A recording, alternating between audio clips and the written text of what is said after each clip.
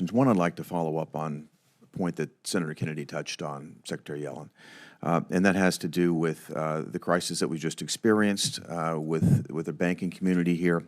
And as the mantra of Washington seems to be, never let a good crisis go to waste. There have been calls now that there need to be re-regulation, that the tapering, I was not here when this was passed, but that the tapering that Senator Kennedy mentioned back in 2018, S-2255, that was meant to take the one-size-fits-all regulation and try to, in some way, make that better fit the market, that is the reason for the failures that we've seen. What we've seen is a failure of management, as I mentioned earlier. You've got a management that was asleep at the wheel and out to lunch. They left their chief risk officer position stay open for 8 months up to the failure. I'm not aware of anything in S-2255 that would have fixed that problem. Are you, Madam Secretary?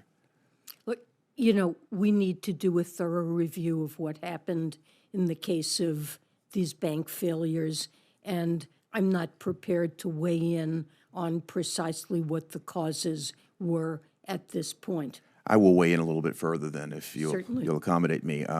There was also a failure at the San Francisco Fed in terms of the oversight that they should have been providing. Again, they were getting detailed liquidity reports, I believe, on a monthly basis about what was happening at Silicon Valley Bank, yet they didn't seem, they didn't seem to identify the problem, nor did they address it in time. And I think the most disappointing failure of all is what happened during the weekend, that the auction should have taken place. And rumors were rampant about slowness of the process, whether people were being encouraged or dissuaded from bidding.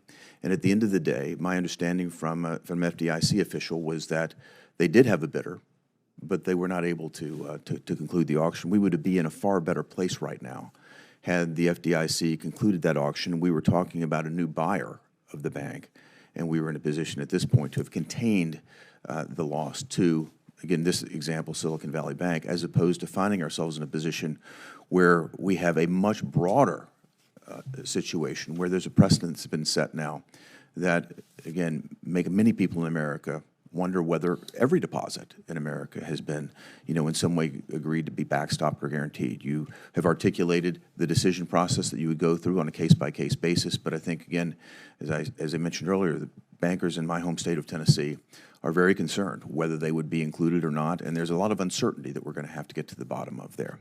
From that point, though, I'd like to turn to just another issue, Secretary, and that has to do with the President's budget. The new budget lays out another $2.5 trillion of spending increases, and going to the Treasury Green Book that you just mentioned a few minutes earlier, another $4.7 trillion of tax increases as well. Those tax increases, in my view, as you look at the Green Book, will have a lot more complications. We've already got an overcomplicated tax code. I think this promises to overcomplicate it further.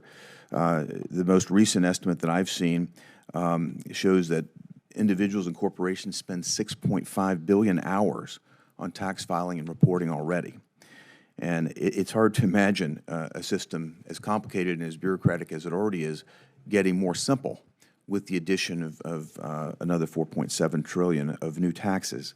And my question of you, and you may need to get back to me on this, is how many more forms or instructions are going to be required from the IRS to the American public to address this? How many more hours will be required to fill out new forms and new overhead to address this massive new tax increase? Well, I can't give you an estimate at this point of the number of hours or forms, but if Congress would consider seriously the proposals, we would be able to make estimates of those things. I will certainly consider it seriously, but it's clear to me that it's not going to get any less complicated. It's going to be more complicated considerably by the way it's moving. And I'll just finish with this. I'm very concerned, again, that the Green Book calls for more than $100 billion in targeted tax increases on fossil fuels.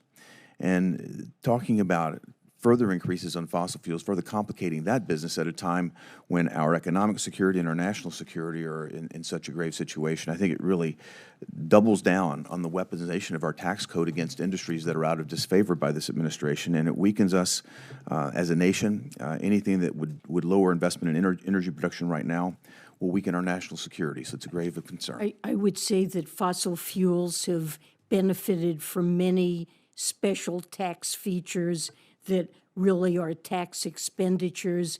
They've benefited from that for decades, and at a time when we need to make a shift over time to clean energy, to be spending money to subsidize fossil fuels through the tax code is something that doesn't seem to our administration to be appropriate. Anything that increases the cost of producing energy right now at a point where we've had massive inflation in energy cost, and we're at a point right now where we cannot fulfill our obligations to our allies, it's putting our nation at a point of weaker economic security, weaker national security. I think we should not be doing that.